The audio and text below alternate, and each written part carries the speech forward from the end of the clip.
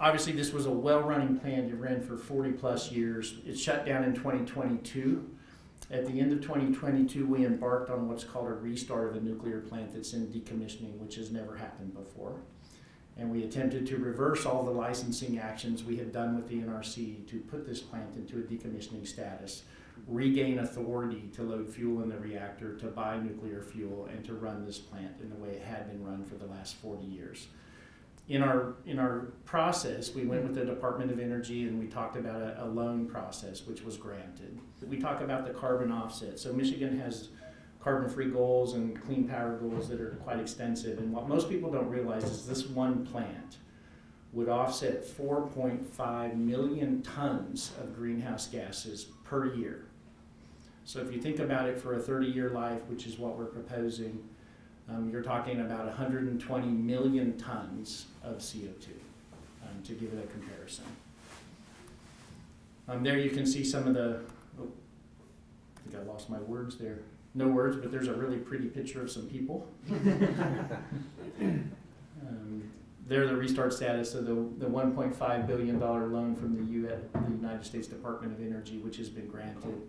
And they are paying on, so I know that's the first thing that comes up is are they paying on the loan? The answer is yes, it's in good stead. Michigan, and this was a very bipartisan legislation, which is always fun to see and rare in this country these days.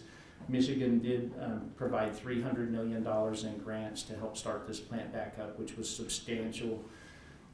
Both Senator Nesbitt's office and the governor's office, Governor Whitmer, chaired this thing together, and it was beautiful to see. I think in the end, by the time the vote happened, there was like a 90% positive vote in the legislature of Michigan.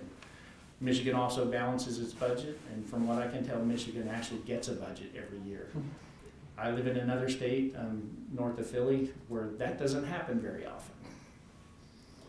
Long-term power agreement. This was critical to us. So in order to finance nuclear and to do nuclear for long periods of time, it's big money. Big money requires a payback, and that payback can't happen typically in 3 years. So in the case, we spoke with Wolverine and Hoosier. Wolverine is a co-op, actually, as opposed to a traditional utility. Generally services rural customers, but it turns out rural's not so rural anymore. Like if you consider Traverse City to be rural, that's one of their biggest customers.